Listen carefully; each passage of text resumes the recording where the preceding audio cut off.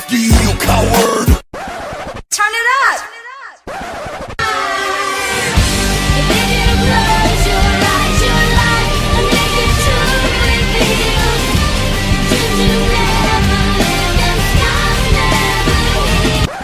Delete! Delete! Delete! Delete!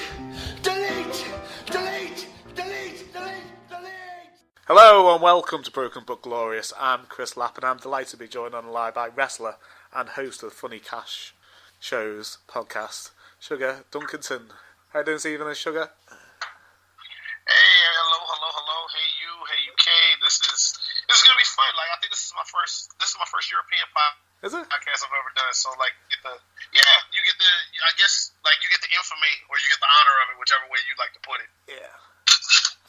I feel both infamy and honour. Well, thanks for joining us this evening.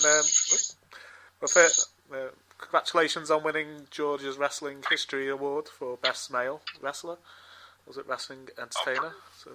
Appreciate it. I think they had to really confirm what the difference was between that two, because they've got like technician and then they've got performer. You know, technician is, you know, all the good Bret Hart, Benoit, all that good stuff like that. Whereas, like, you know, on the other side, it's like entertaining and all that good stuff like that. So yeah, I'll take that. I'm super happy with that. It makes me happy.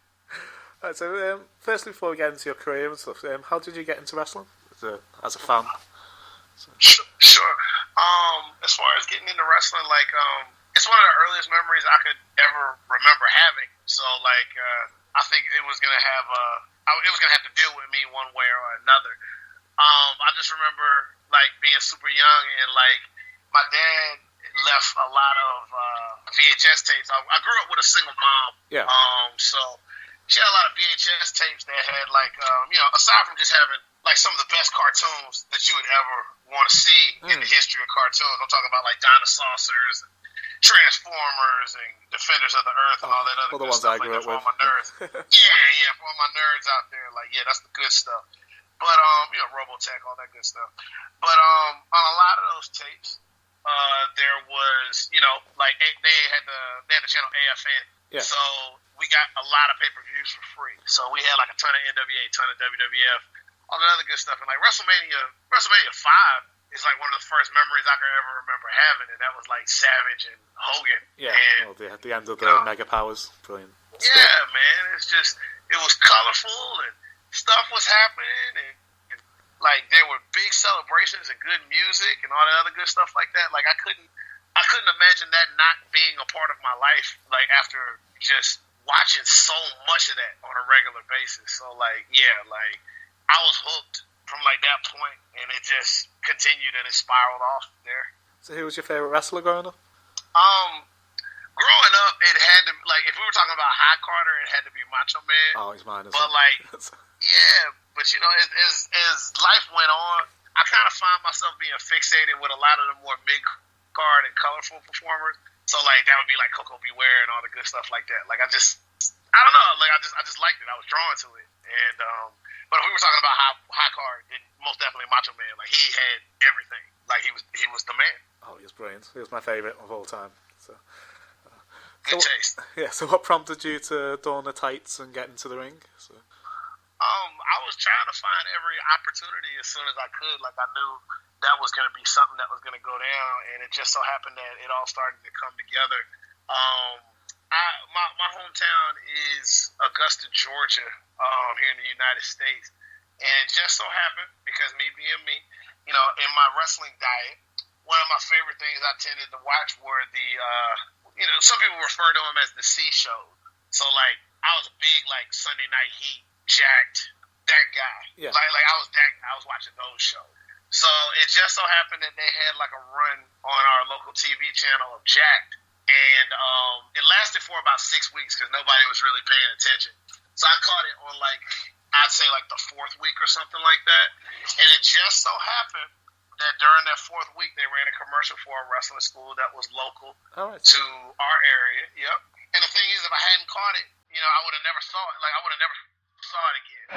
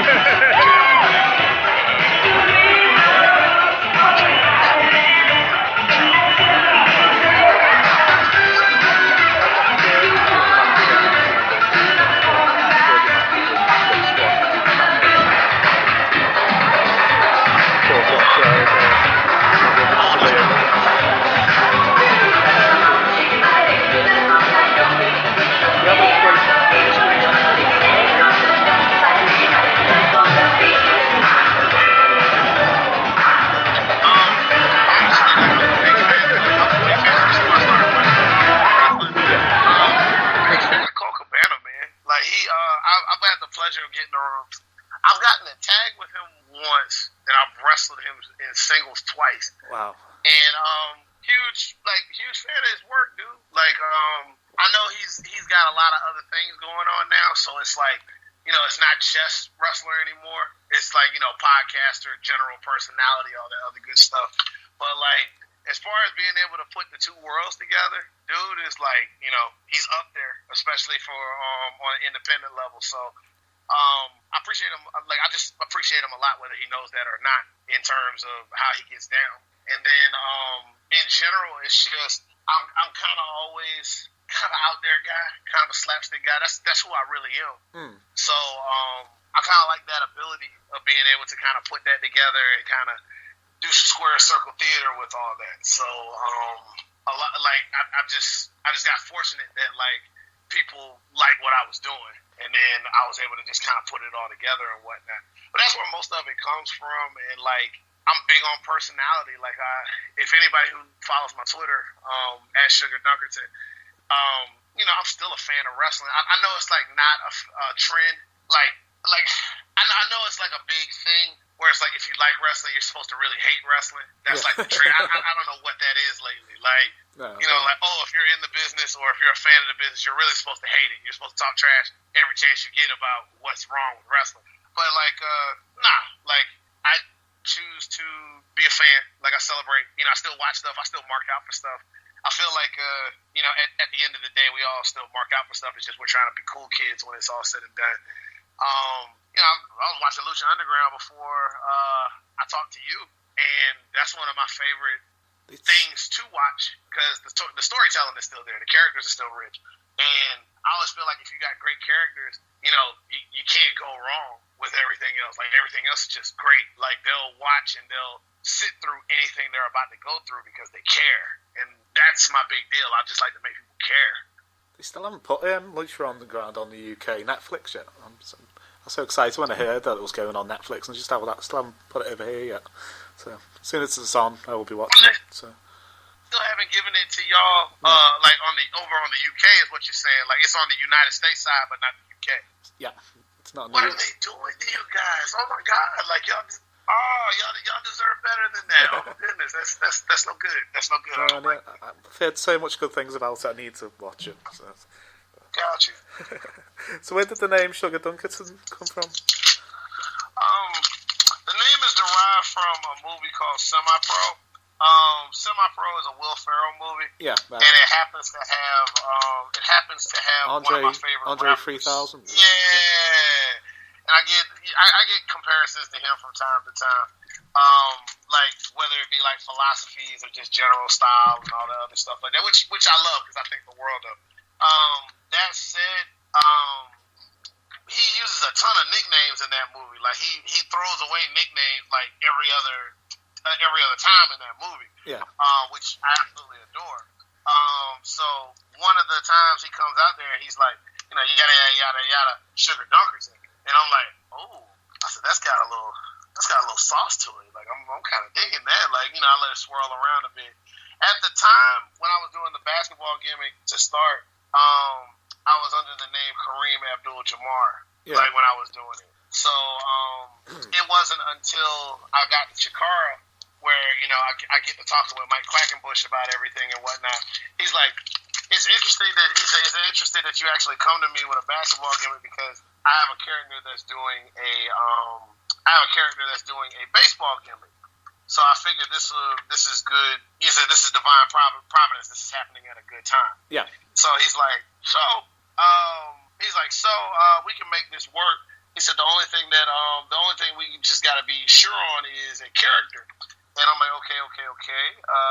So then let's give the character a name. And then it was between Kareem Abdul-Jabbar. So let me give you some behind the scenes. Yeah. It was between either Kareem Abdul-Jabbar, which he wasn't like thrilled about because he was like, I get it, Kareem Abdul-Jabbar, but nah.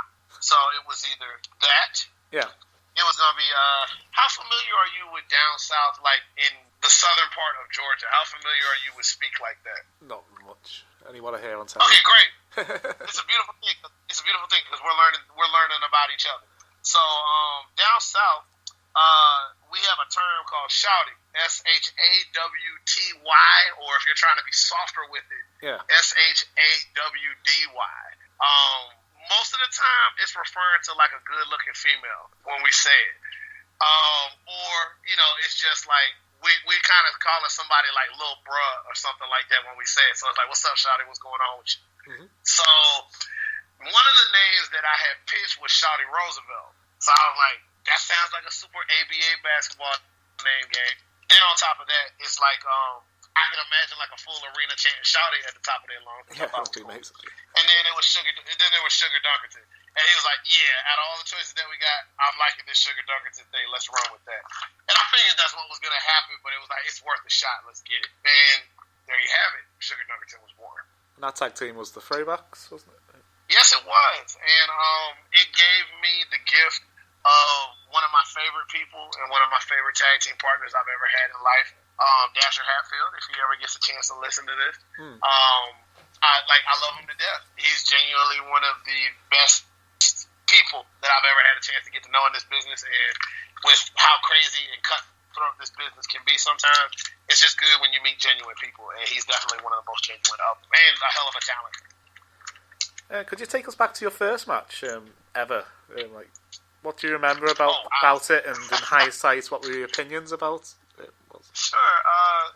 Nobody ever asked that. Like, wow. So this will be a trip. Like, this will definitely be a trip. Yeah.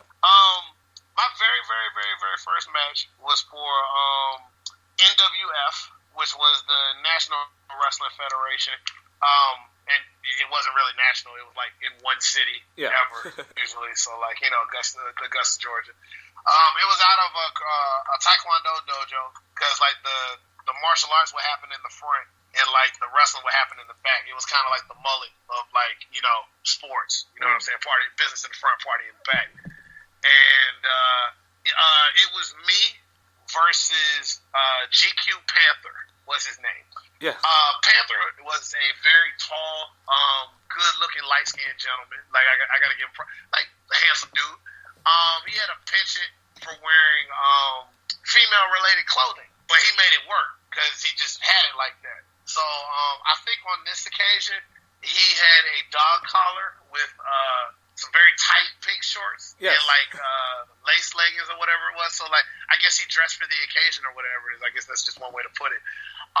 At the time, I think I was just going like I forget whatever name I was using. Like I was going through some like martial arts phase at the time. So I was wearing like so I was wearing like a pair of like wrestling shoes, but I had like a whole kung fu gi on, man. And I think you mentioned this on your podcast. Was it Captain Crunch or something? Captain? No. Oh no! Oh my God! He said Captain Crunch. That gimmick was Captain Crunk. CRUNK. No, you're fine, bro. That's another down southism. Yeah. We don't use it much anymore down here, but at the time, whenever we said like it's crunk, like it's wild, it's it's going down, like there's a lot of craziness going on. Like that's basically what it meant. All right. Okay. So pretty much. I love it. You're getting an education. It's great. Like I love it. So like I was nervous because like at the time, like Panther was definitely way more experienced than me, but I couldn't have asked, I guess, for somebody better to step in at the time because he just knew what he was doing. And like if I got lost, he just made sure to like bring it back together. And at the time, I was a bad guy, so we did our thing, and I slid over in a dirty way when I did, and so began the legend of inadvertently. So began the legend of Sugar D. I just never thought it would get this far, and especially looking at some of that. Yeah. You never imagine. You just never imagine that. We've had a question sent in by Peter Blackham.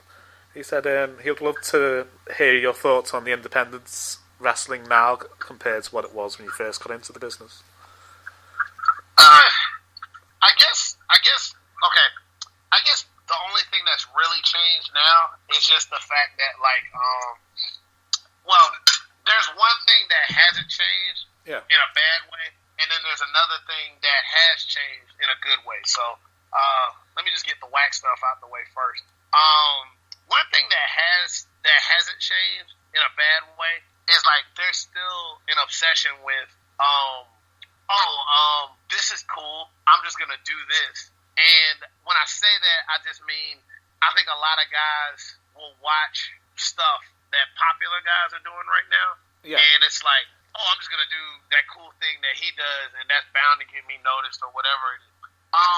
Especially in this world that we live in, where the attention deficit is like super short, and there's a lot of, everybody likes to watch GIFs, everybody likes to watch clips, yada yada yada. Nobody really likes to study why something is over. They just look at it's over, let me emulate it. Like, I guarantee you, like, we just had Wrestle Kingdom happen. Like, that happened on the 4th of January, right? Yes.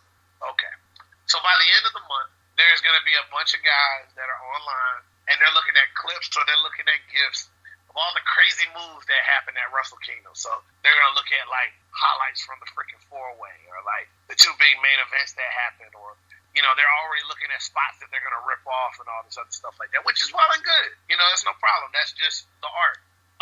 The thing that bothers me, and it's something that I learned from when I used to study tapes or I used to watch other stuff when I was younger versus how I watch them now, is I got so caught up on watching something that was cool I could emulate versus watching how they made it cool. And a lot of the time, it's not even the spot, it's the stuff around the spot. One of my favorite matches from Wrestle Kingdom, and I'll go on record, was Goto and Suzuki. Like the never match. I usually love the never open weight matches anyway. Like, I like that kind of stuff. I'm funny like that. Either I like over the top sports entertainment, like make me laugh sports entertainment, or I just like to see people like knock the crap out of each other. And like never always is good for that. Like, they're always good for that kind of stuff in the singles match. There's facial expressions and selling and just little things that lead to whatever the cool spot was that's getting gift that really make that thing come together. It's like, there's a reason why they put this at this point in the match, where they did all this before they got to that. And I feel like you're losing something if you don't study how they got to it versus just trying to do it. And it's a shame, because that's what makes really, really, really good wrestlers. And a lot of the guys that are in the spots that other guys want to be in do just that. They have cool ways of being able to get where they get to in matches, and it can't be emulated, whether it's by character or sell or facial expression. I feel like a lot of that is lost today, and it's a shame, because people can get so much more out of their work if they were able to find like their inner character, or able to find how to pace themselves to be able to get to the cool stuff that they want to get a pop for. And I feel like a lot of that happened around the time that I'm talking about, because I started in 2002. Yeah. And I really don't give myself credit for 2002 up to like maybe 2007, 2008, because I didn't know what I was doing. I was just kind of like wading through the water at the time. I didn't really get focused and get good until after that, when a lot of things got corrected.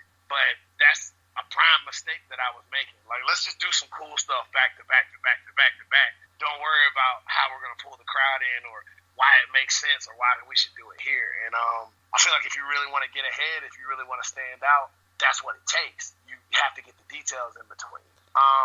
As far as for the good, it used to be hard as an indie guy to get signed, because that's not what a lot of the major companies wanted. Like, they would sign you so that they could reprogram you. Now you are a brand, and with social media and all this other stuff that's opened up, there's just so much cool stuff that you're able to go ahead and get done now for yourself, to the point where there's some people who don't even need a major deal in order to be a brand. It's just a matter of how they maneuver it and how they do it, and I love that. Like, I love that the big companies have recognized that, and I love the fact that when big companies do get a hold of that, they find ways to make that individuality and that independent brand work for them. Like, it opens up a lot of doors as a professional, like whether you're going to have a major company to work with or not. Yeah, I was going to ask him how important the advent of social media has become to guys on the indie scene compared to what it was was it 2008 it came out, wasn't it? So. Yeah, it's paramount. Like, we wouldn't even be having this podcast now if it weren't for like social media. Like, my tour wouldn't even be a thing without social media, because a lot of the times people found out about what I was doing via like tweets or YouTube or all this other stuff like that. And we were able to stir the conversation up between that. And it's a beautiful thing being able to connect people like that in like its own strange way. It's like, here I am all the way in Georgia able to reach out to other companies all over the world. Like, I wish there were wrestlers who had it that easy, because even when I was first starting off, like, the biggest technology at the time was like what, email and maybe YouTube, you know? It's very early YouTube. Yeah. And a lot of people didn't even think to use YouTube as like a resume at the time, because it was so fresh, like it was so young. You still were sending out VHS tapes. Oh God, the VHS tape era. Oh yeah, those were good times. You gotta hope you go to a company. You gotta hope you go to a company that's either taping your stuff, or you gotta bring your own video camera. Hope it gets set up right. Hope everything goes good. Hope the match goes good. Then you take the videotape, record it to another videotape.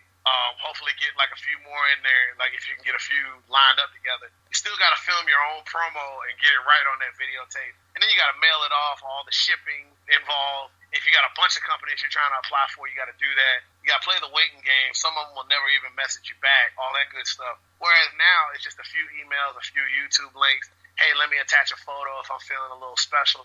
And it is what it is. That's why when people complain about promoters not getting them back or whatever, it's like they were still doing the same thing back then, and it cost you way more not to hear from a promoter back then. So, like, chill. Like, it's okay.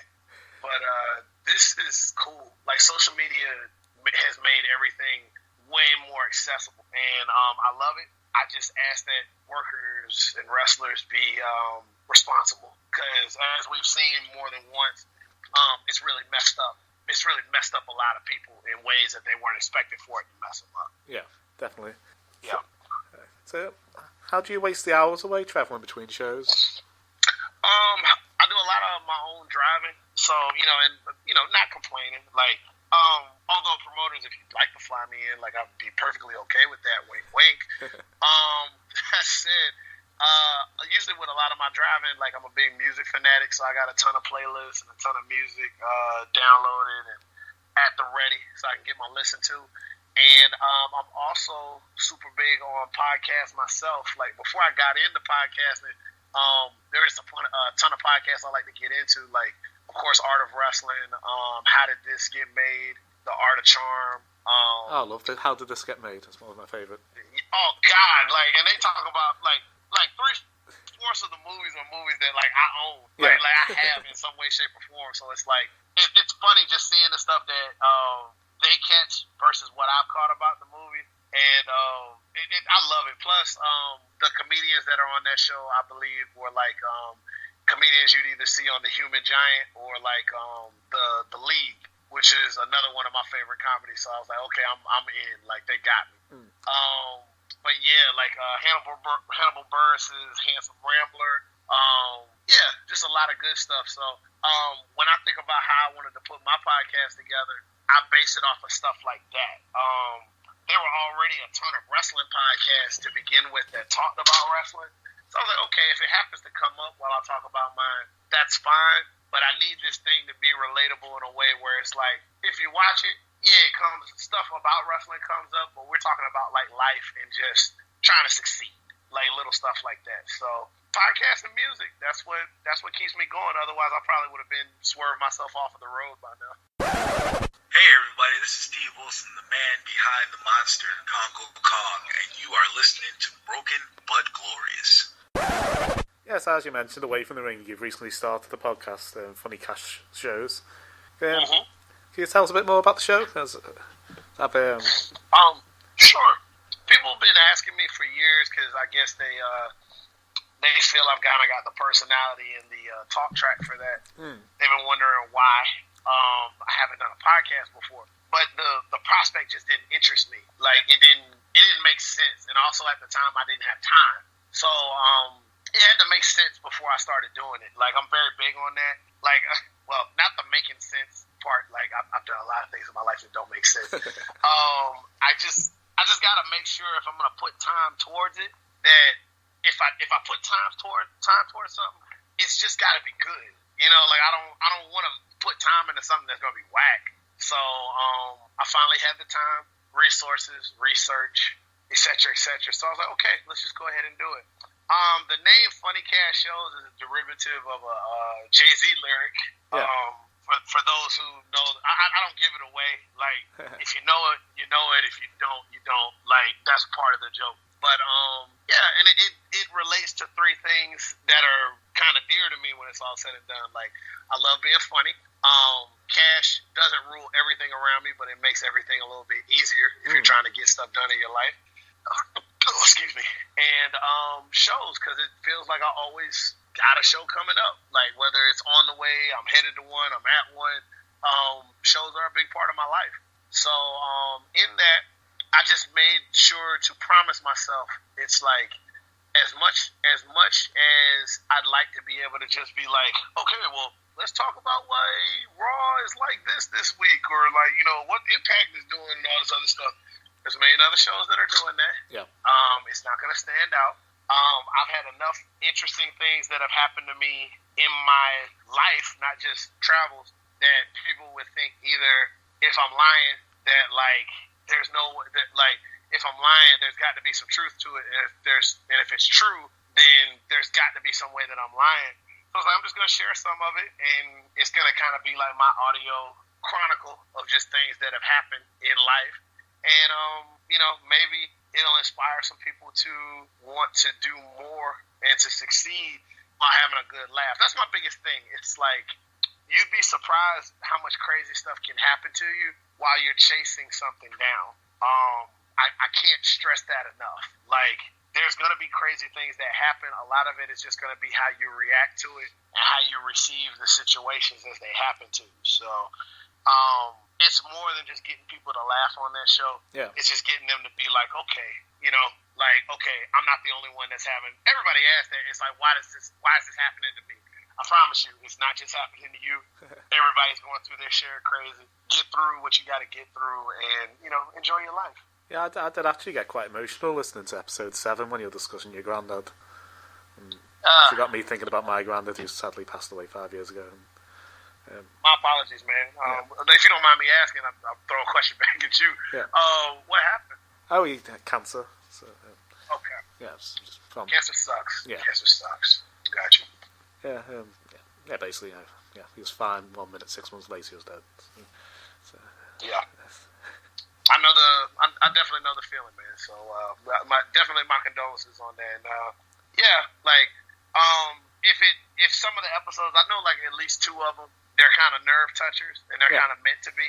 But if that's what it takes, good. Like, a lot of people try to they try to act like we don't. They try to act like emotions don't exist sometimes, and it's like, no, they exist, and they can be good sometimes. So just kind of let them happen, you know.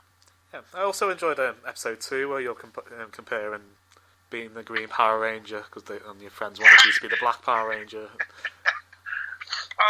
Tackling racism in a approachable way. I was like, yeah, man. Like, it's something so small, but if you look at it in the grand spectrum of things, it's like, yeah, like it happens like that a lot.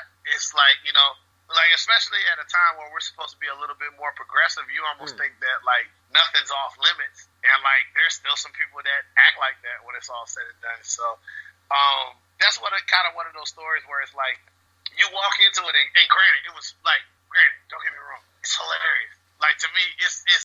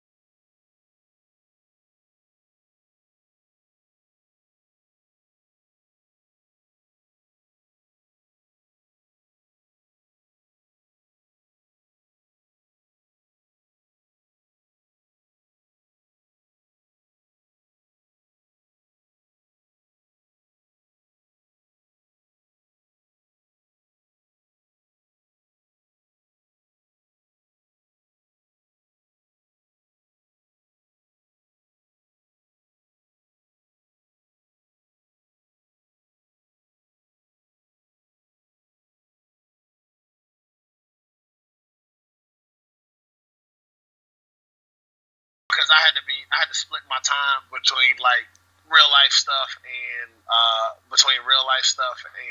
wrestling. Yeah. And now like this is the full time thing now.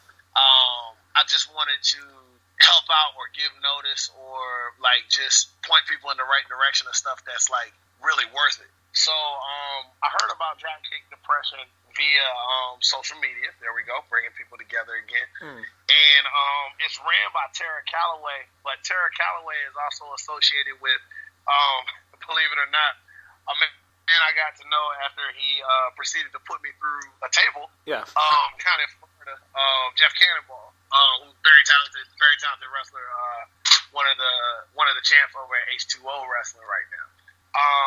So the two of them started this particular project just to kind of reach out and help those that have depression, organize events, give literature, all that other good stuff like that. And I think that's an awesome thing. We don't see enough of that that's related to professional wrestling where people are giving back.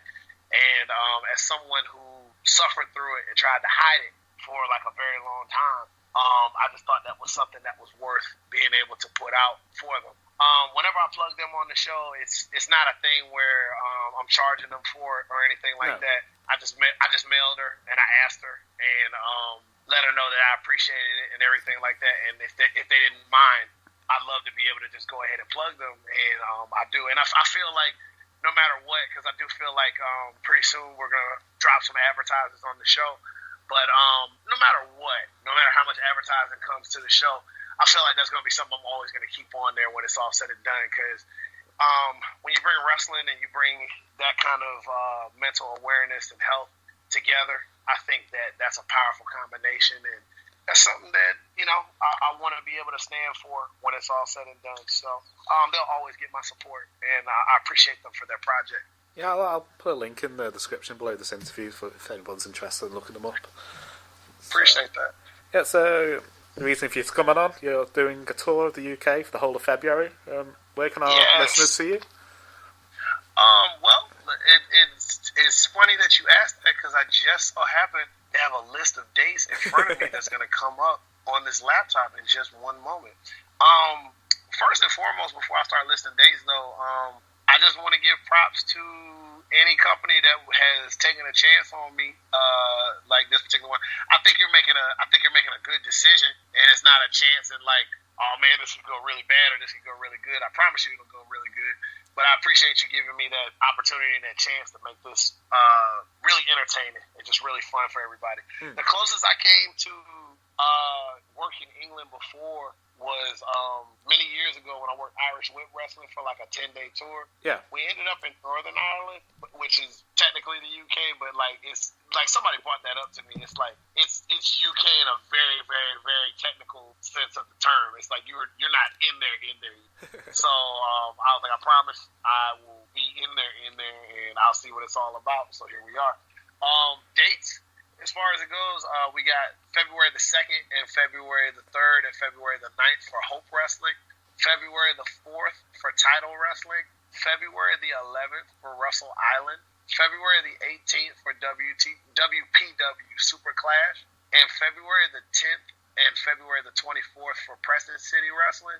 I'm still open to dates even now, so like if promoters are interested, it's sugardunkertonbro@gmail.com, or you can private message me on Twitter or Facebook. I'm very open to working as much as I humanly can while I'm over there, and I'm excited about the prospect. I'm even working on an exclusive design just for this tour. Yeah. So you gotta be over there to get your hands on the shirt if that's the case. May even have an accompanying button to go along with it too. I'm trying to load up just to make sure that when I get over them, man, I'm trying to give a little bit of that new flavor. That's all. Like people keep bringing that up. It's like I like the prospect that when people think about me coming over there, I'm a little something different than what they've had over there. So I'm going to make sure I give them every bit of what makes me different while I'm over there. So how far in advance do you find out who you're facing? Do you know any of your opponents yet? Yeah, I know a few. Hold on. Actually, I only know one. I apologize. The one person that I know I'm going against, I believe his name is Sean Only. Sean Only? Is that at Wrestle Island? that would be Title. Title. Yeah, I've seen Sean Only. He's Yes. brilliant. Really Yeah, good worker. February the 4th. He has a very lovely swoop haircut, and I Yeah. don't mean that ironically or sarcastically. Like if I had hair of that grade, I probably would try it the way that he got it done. He's deceptively tall. He looks in all his pictures. He looks about 6 foot, but he's about 6'5". Oh, and he's got some height on him too. Yeah. Oh boy, as far as it goes, so this should be good. No, I'm looking forward. I don't know the rest of my opponents yet for the rest of the tour. I'm sure as we get closer, more will get revealed. But I'm just looking forward to mixing it up, man. That's the main thing. Like I don't care who they put in front of me, and I'm kind of feeling that way at this point in my career right now. I'm so confident about how I get down. Like, just put whoever you're gonna put in front of me, man. And it's like I'm gonna make it. I'm gonna make it work. Like I'm gonna make it work. We're gonna put on. That's how I feel about it. I've come up with some ideas you could suggest to promoters if you want to hear them. Oh really? No, like please, like, cause like I know a bit of the lay of the land, but that's what I kind of like about going over here. It's like I know a bit of the lay of the land, but not all of it. It's all of it is pretty new to me. So it's like, yeah, like throw them at me. What we got? So at Super Clash, I reckon a cool match could be you and Too Cold Scorpio as Flash Funk against the Von Erich legacy. Oh man. I think Scorpio already has a date with Kendo Kashin that night. Oh, I thought he's on the same one. Yeah, but Oh. I hate to be the ruiner of dreams, but like I gotta keep it real. Oh. I'm sure you. Oh. But I will say this: me and Scorpio had a lovely match over in the States for Heroes and Legends. Yeah. He was not Flash Funk. He was definitely Too Cold Scorpio. Yeah. But like, honestly, had it not been for that match, which I gotta thank Jason Maples and Sean Coletta for making happen over in Indiana.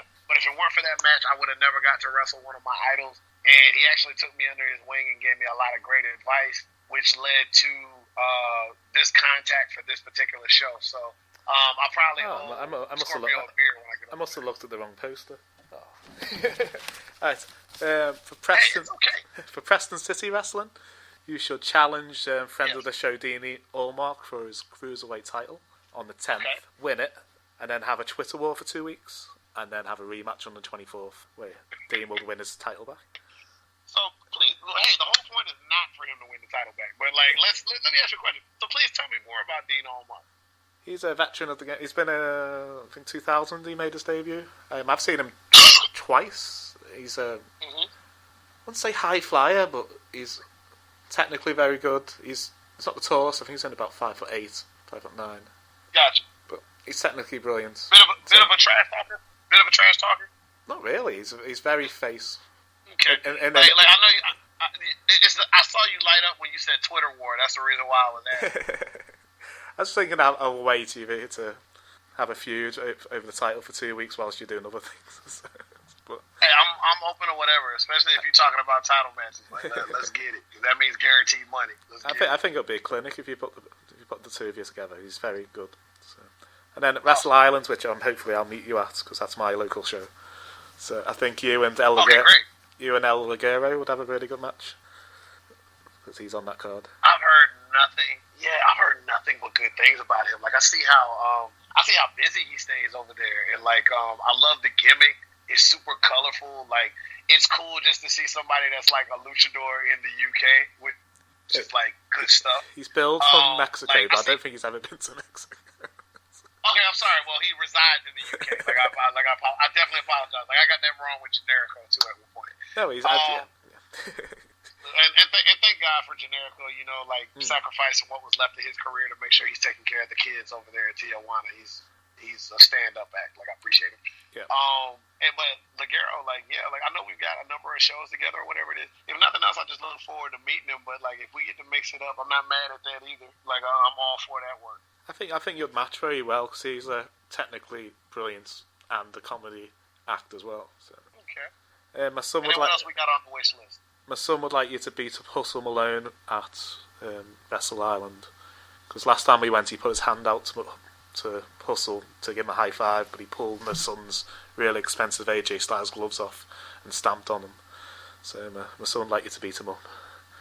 That is rough. Like I promise if I can't get a match with him, I'll try to sneak in a right hand or something. Yeah, that's jacked. Okay. It's, I think I've run out of questions. So before your UK dates, have you got any viewers from America? Where can you see you in the next month? Sure. As of right now, as far as confirmations go, because I'm actually hitting the road. I'm probably actually hitting the road tomorrow, so your timing is great. Let me see. The 12th, I'll defend the Freelance Wrestling Championship in Chicago, Illinois. The 13th and the 14th, I'll be at Pro Wrestling Experience in North Carolina. They're having a 2-night tournament, the X16. Super excited about that because that's going to be my first one. After that, the 17th, Rockstar Pro Wrestling. The 18th and the 19th, there's a doubleheader for IWA South. And then the 21st, I'll be at One Fall Wrestling. I gotta look at the rest of the calendar because I want to say I got more stuff going on, but I don't want to jinx myself and say I got something that I really don't have something. But if worse comes to worse, then all it is I just got a nice little break until I hop on the plane and then I'm with you guys, and then I get to go to the home of like good BBC television and like cheating things. So I'm super excited. So what are you doing when you come over here? Have you got a base and then you're traveling to each show, or are you going to stay in the town? Working it out. Like I think that's the beauty of the situation. Like everybody talks about like backpacking it in another country or whatever it is. So I think it's going to be a little bit of both. Like I got some places that I'm based out of. I got other places where I'm just sticking around. I hope to go to a few dojos or whatnot while I'm over there, or training schools where I can just go rest my head but better my ability while I'm over there and whatnot. And I'm just really being a Ronin while I'm over there and just trying to.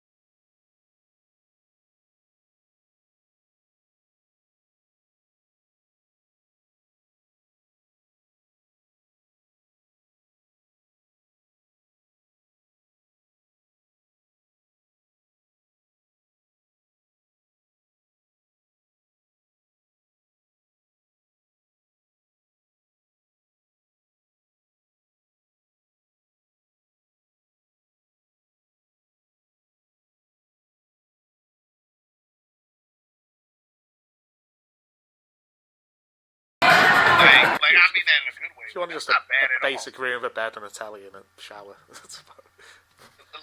And isn't that all we need at the end of the day? If they got good Wi-Fi, I'm good.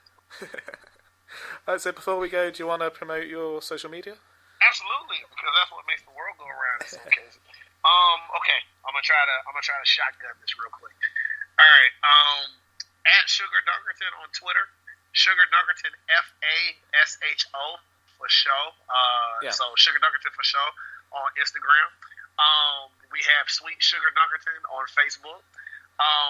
Funny Cast Shows, the main home for it is funnycastshows.podbean.com. But you can also find it on iTunes, Spotify, Stitcher, as well as on my YouTube channel, which is www.youtube.com/SugarDunkerton. So if you're that type that likes to stream it off of YouTube, you're very much able to do so. ProWrestlingTees.com/SugarDunkerton. Buy a shirt. It's good to go. It's good for the soul. I love some of your t-shirt designs. You design them yourself? Or? Yeah, they're definitely my ideas. It's just I got very talented people to be able to bring them to life. And I mostly go to Derek Sharp, Josie and Thomas Fury, or Hiroto Fuganaga for those. So they all have three distinctly different styles. And I love all of them. They're all super creative when it comes to their stuff. So they always keep me fresh when I get ready to do things. Other than that, I guess the only other thing I bring up, I do have a Tumblr. it's sugardunkerton.com. It ain't really wrestling related or anything. It's just if I think it's cool, I just throw it up there. Yeah. So you may find some things out about me that I think like, oh wow, that's cool that he likes that. Then again, you might not. So risk at your own peril. It's up to you. Other than that, man, like those are the main hitters when it's all said and done. And also, please keep in mind if you do support anything on ProWrestlingTees.com/SugarDunkerton. I've been making a conscious effort every few weeks to make sure I give a certain amount to domestic abuse and mental health issues when it's all said and done. So I'm really trying to make. I'm just being transparent. I'm trying to make good money so that I'm able to give good money back. Yeah. So I'm trying to give a percentage of what I got. So anything you get, anything you purchase through me, just know that's going back to support some worthy causes like that. And I do make sure that I show receipts so that you know that's exactly what I'm doing. So if you already wanted to support even more, and just know that you're giving towards some good stuff when you do it. Yeah, my favourite design is the vintage Special Dark, the Pulp Fiction style one. Oh man, I love that one. That one reminds me of Black Dynamite. That's the reason why I love that one to death. I love blaxploitation, so that's the good stuff. Are you familiar with blaxploitation at all? No, not really. Okay, basically, blaxploitation, very popular genre in the 70s. Yeah. That's basically Blackula and Three the Hard Way and all that other stuff where it's the pimps are the superheroes basically and that kind of stuff. So if I see you at Russell Island, don't worry, I'll give you the full crash course on that kind of stuff. Alright, Don't cool. worry, you're good. Yeah, that's my plan is to buy that T-shirt when I get paid. So. Yes, sir. I appreciate it. So hopefully, I'll be wearing it at Wrestle Island if it comes in time. So that'll be my way to identify you if it all goes well. Okay, that'll work. Yeah, so all the links to all your social media will be in the description below this interview. So I've really enjoyed speaking today. I'd love to have you on again in the future.